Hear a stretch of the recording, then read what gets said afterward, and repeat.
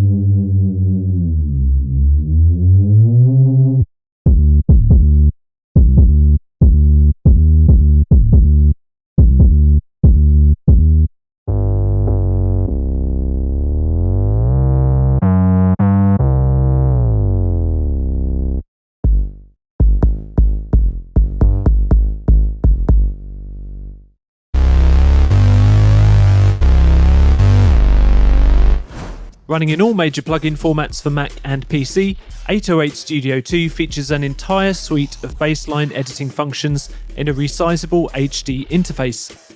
These include multiple oscillators, wavetables and samples. You can even drag and drop your own samples into the interface. There's a suite of FX processing, glide and slide options, and many different types of routing for modulation. There's even a built-in sequencer for creating and previewing your own riffs. So let's dive in. This is the interface with almost everything accessible right on the front panel. The only things behind the scenes are when you right-click to assign modulation, or click into the envelope and LFO panels here. The sequencer is also tucked away at the top just here. More on that later.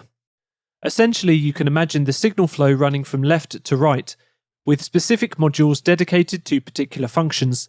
It's much easier to see if I explode the interface. The left-hand side hosts the preset section. This is the sampler, playing back onboard samples, or you can drag in your own ones. 2 oscillators here, along with a filter.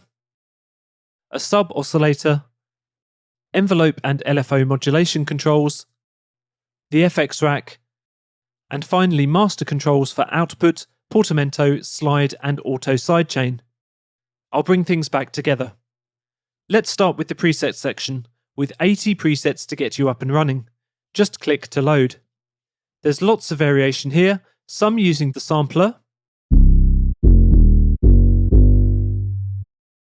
some integrating the twin oscillators,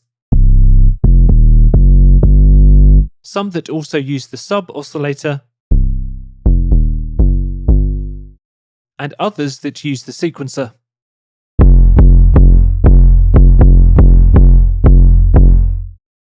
This is the factory presets bank, but up here you can create your own custom banks, and down here save your own presets when you've made something cool. For example, I can create a bank deep and low, make some sounds, and save them to that bank.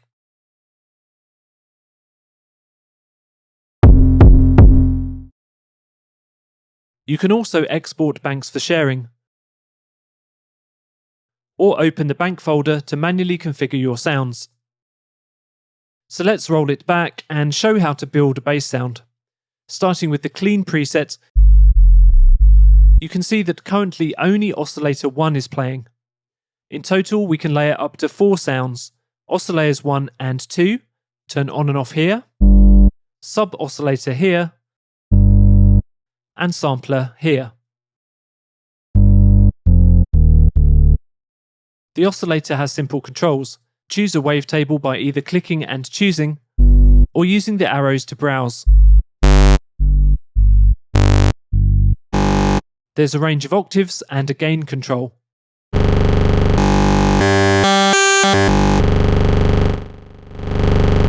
Let's set up Oscillator 2 as well. This low-pass filter section applies to the two oscillators, but not to the sampler or sub-oscillator. You might be familiar with the three dials here: cutoff to set the frequency cutoff, and resonance to shape that part of the frequency. The drive control will add saturation and harmonics.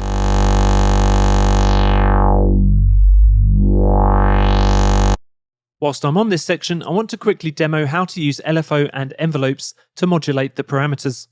This is real easy, and there's a number of different ways you can do it. Let's say I want to link the filter cutoff to mod envelope 1. I can go into mod envelope 1 and click a destination box, choosing the filter cutoff. Let's adjust the envelope and destination amount so you can hear a little bit more of what's going on.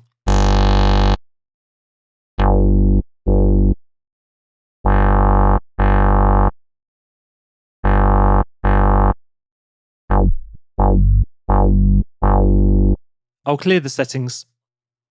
Another way to do this is to right-click a dial and assign. Or the quickest way, just drag and drop from a destination box, which will link a cable between a dial and destination. Super easy.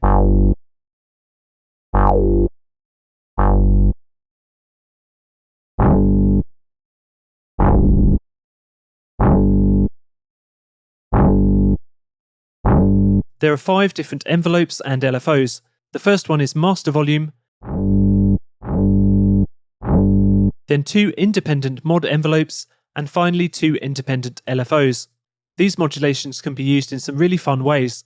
For example, this preset where an envelope is being used to control the chorus effect and oscillator 2 gain.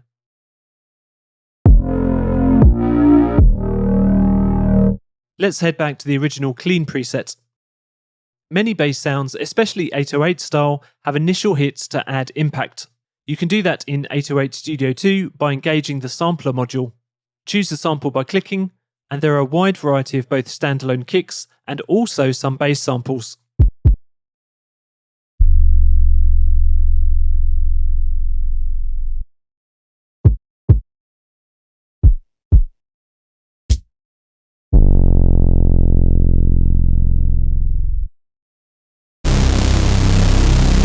For the bass samples, you might want to loop them.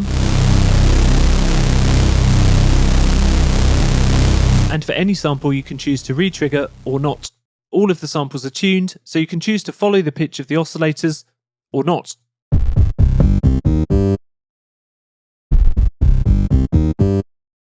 Use these 3 dials to add drive, adjust gain, and adjust relative pitch.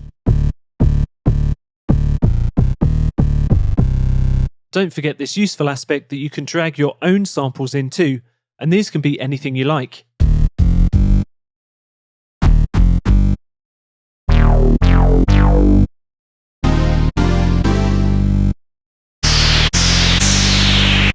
Onto the sub-oscillator.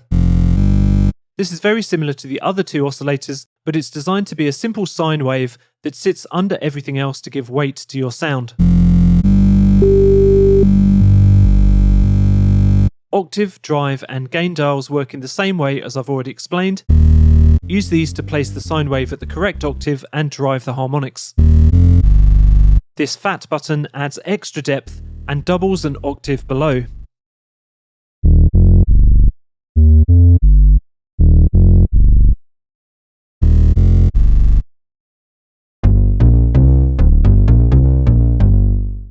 A special mention for this bypass effects button that you'll also see in the sampler module. This preset shows off the function well. At the moment, the FX rack here is activated with compressor, overdrive, and chorus. But you can opt to have the sampler and sub bypass this processing if you like, and this will give a cleaner sublayer and impact. Have a listen to the difference with bypass effects on and off.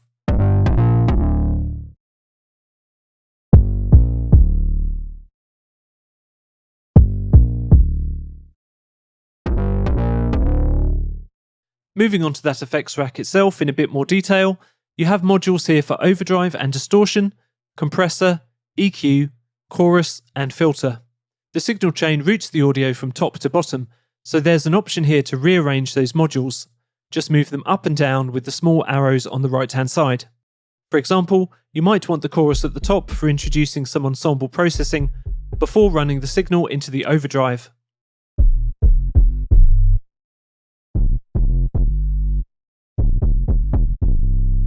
Then you could move the EQ to the end of the chain to cut some of the mid-range mud.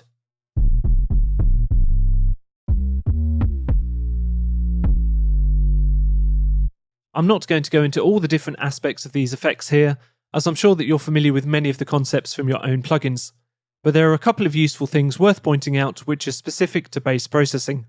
For example, the chorus has a low-pass filter so that you can have chorusing only on the mid and upper frequencies of your sound, leaving the lower frequencies and sub-bass layer clean and phase-free.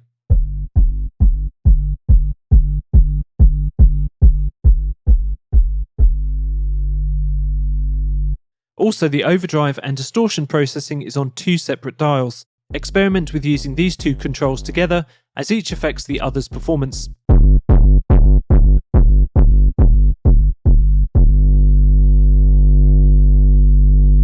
Lastly, the master settings at the right-hand side. This preset uses the portamento time dial to slide around the notes.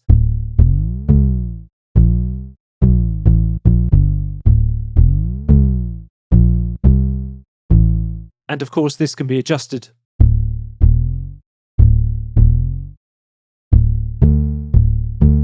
There's also a button which will play notes at different volumes depending on your note velocity,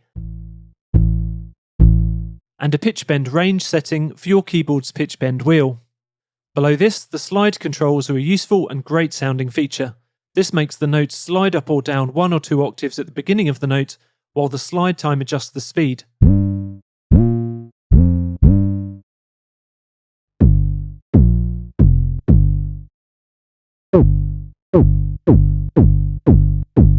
With short slide times, you can create some cool, bouncy bass lines.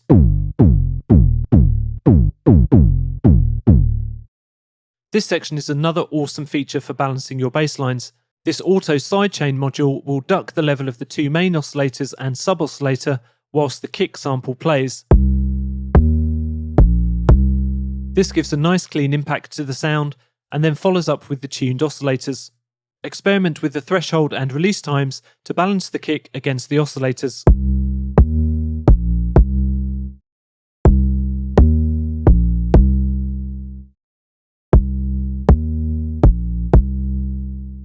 The final part of 808 Studio 2 that I want to show you is the tempo synced sequencer. Turn on and open just here. You can load one of the 16 presets just here.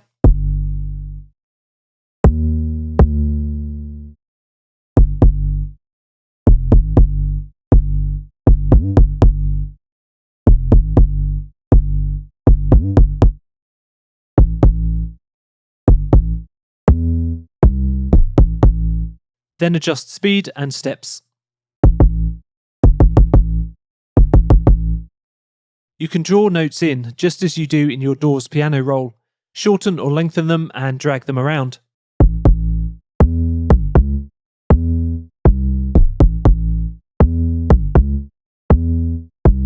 If you've set up a portamento time, overlapping notes will get the great sounding sliding effect, typical of trap and hip hop.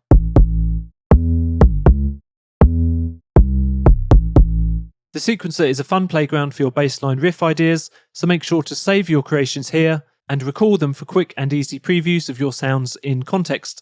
That's the basic concept of 808 Studio 2. As you can see, the features of this plugin make crafting your perfect bassline really easy, intuitive, and a completely visual experience.